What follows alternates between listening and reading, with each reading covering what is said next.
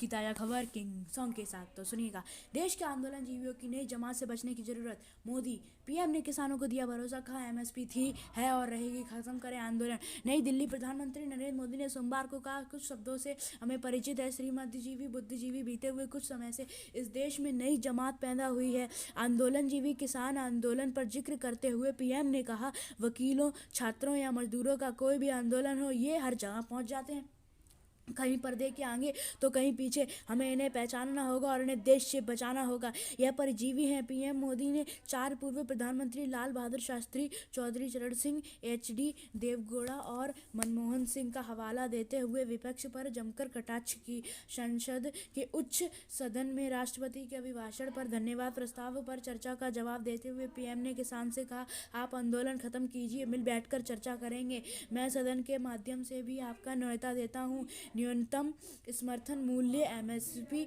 पर भरोसा देते हुए कहा, एमएसपी थी, है और बनी रहेगी। गरीबों को किफायत दरों पर राशन मिलता रहेगा। मीडिया को आधुनिक बनाया जाएगा। पीएम ने कहा, सदन में किसानों आंदोलन की भरपूर चर्चा हुई है। ज़्यादा से ज़्यादा समय जो बीत गया है वह आंदोलन के संबंध में ही थी। किसी बात को लेकर आंदोलन है, यह मूल बात है। इस पर सभी मौन रहे, अच्छा होता कि उस पर भी चर्चा होती। तो आज की हमारी ये वाली खबर खत्म होती है। अब दूसरी खबर पर चलते।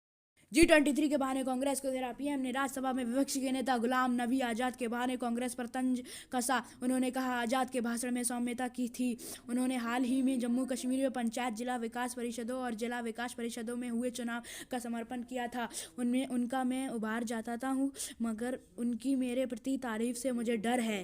पीएम ने कहा, मुझे यकीन है कि आपकी पार्टी के लोग इस सही संदर्भ में लगेंगे, इसे G23 की सलाह जैसे उल्टे संदर्भ में नहीं लेंगे। G23 आज़ाद समेत कांग्रेस तेज नेताओं का वह समूह था जिसने शीर्ष नेतृत्व में बदलाव के लिए कांग्रेस अध्यक्ष सोनिया गांधी को चिट्ठी लिखी थी। तो अब चलिए दूसरी खबर पर चलते हैं दोस्तों। किले बिछाकर कर रहे हैं आंदोलन, खत्म करें मोदी। जुल्मेजी के अलावा कुछ ठोस नहीं कह पाया। आत्मगुद पीएम प्रचारक की भूमिका में नजर आए। 75 दिनों से आंदोलनरत किसानों के लिए ना कोई ठोस आश्वासन दिया और ना ही सीमा में घुसपैठ पर एक शब्द कहा। दुर्भाग्य है कि राह में कीले बिछाकर मोदी किसानों से कर रहे हैं कि बात कीजिए, आंदोलन खत्म करें। रणदीप सिंह सुरजेवाला, कांग्रेस।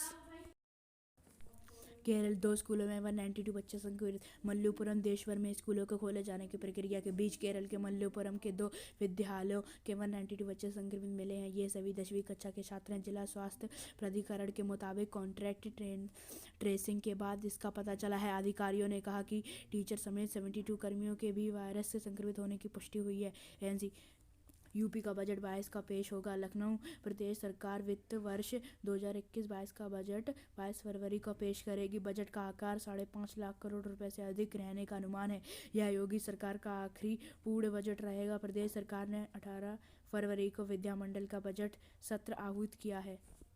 आज से पूरी क्षमता में खुलेंगे 9वीं से 12वीं तक के स्कूल। लखनऊ प्रदेश में सभी बोर्डों से संबंधित स्कूलों में कक्षा 9 से 12 तक की कक्षाएं मंगलवार से पूरी क्षमता से साथ खुलेंगी। हालांकि विद्यालय चाहे ऑनलाइन कक्षाओं का विकल्प भी खुला रख सकते हैं। कोरोना महामारी के चलते मार्च से ही कक्षाओं का संचालन बंद था। अक्टूबर से 50% उपस्थिति के साथ कक्षाएं शुरू हुई थी। उप मुख्यमंत्री डॉक्टर दिनेश शर्मा ने केंद्र व प्रदेश सरकार की ओर से जारी कोरोना गाइडलाइन के अनुसार माध्यमिक विद्यालयों को पूरी क्षमता के साथ संचालित करने का निर्देश दिया है। ईशान 300 विकेट लेने वाले तीसरे भारतीय तेज गेंदबाज। दोस्तों, अब हमारे भारत की न्यूज़ बहुत हो गई है। अब चलते हैं अपनी कुछ ग्लोबल न्यूज़ की तरफ। चीन में ऑस्ट्रेलियाई पत्रकार गिरफ्तार। स्वीडन, ऑस्ट्रेलिया के महिला पत्रकार को चीन में 6 माह की नज़रबंदी के बाद औपचारिक रूप से गिरफ्तार कर लिया है। स्थानीय टीवी चैनल में काम करने वाली 49 वर्षीय पत्रकार चैंग ली पर देश के गुप्त सूचनाओं का विदेश में लीक करने का आरोप है। ली ने अधिकारियों से आग्रह किया है उन्होंने उनके 2 छोटे बच्चे से मिलने की अनुमति दी जाए। उन्हें गिरफ्तार करने की जानकारी तब दी गई जब परिवार ने उनके 2 बच्चों को चैंग से मिलने देने के अनुरोध किया। चीन में जन्मी पत्रकार अपने माता पिता के साथ बचपन में ही ऑस्ट्रेलिया चली गई थी। चीन से निपटने के लिए अमेरिका का युद्धाभ्यास। जापान ऑस्ट्रेलिया के साथ गुआम द्वीप पर संयुक्त बल तैनात। हांगकांग चीन द्वारा लगातार की जा रही है उकसावे की कार्रवाई के बीच अमेरिका ने ऑस्ट्रेलिया और जापान के साथ गुआम में संयुक्त युद्ध अभ्यास शुरू किया है। इसके लिए उसने बड़ी संख्या में बलों की तैनात की है और वायुसेना को भी प्रशिक्षण में शामिल किया गया है। यह युद्ध सभा ऑस्ट्रेलिया और जापान को शामिल करना चीन से मुकाबले की रणनीति का सबसे अहम हिस्सा माना जा रहा है।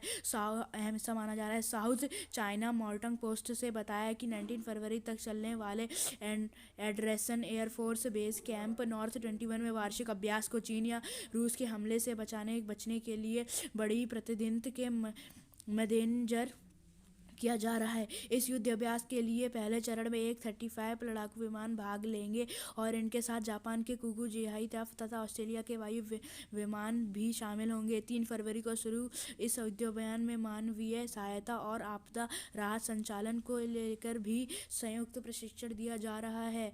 चीन सेना विश्लेषक सोंग जोंगपिंग ने कहा है कि यह अभ्यास गुआम व अन्य ठिकानों के बीच संबंध सुनिश्चित करने के लिए है और यह बीजिंग के खिलाफ है। उन्होंने कहा इस अभ्यास में चौथी और पांचवी पीढ़ी के विमान आपसी सुरक्षा योजनाओं के बनने के लिए जुड़े हुए हैं।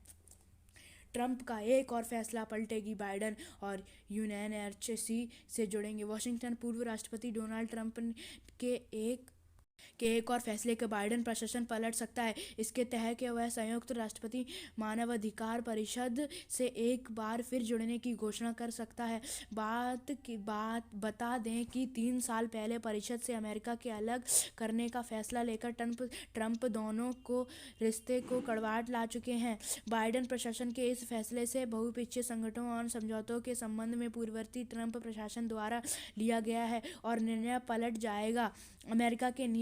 अमेरिका के एक वरिष्ठ अधिकारी ने बताया कि बाइडेन प्रशासन मानता है कि परिषद में सुधार जरूरी है और ऐसे बदलाव लाने का सही तरीका यही है कि उसके साथ मिलकर सैद्धांतिक उसके साथ तरीके से काम किया जाए। अधिकारियों ने बताया कि विदेश मंत्री एंटनी ब्लिंकन, दोस्तों मेरा नाम कुछ पढ़ने में नहीं आ रहा है, एंटनी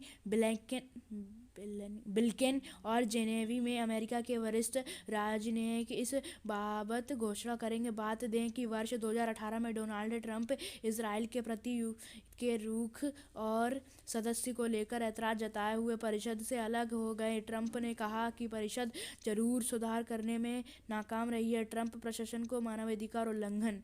नए राष्ट्रपति मानवाधिकार परिषद में सुधार के लिए साथ मिलकर करेंगे काम। इस बार पहले से ही छोटी होगी ट्रंप के विरुद्ध महाभियोग प्रक्रिया। सुनवाई है। म्यांमार सेना ने प्रदर्शनकारियों पर छोड़ी पानी की तेज बौछार।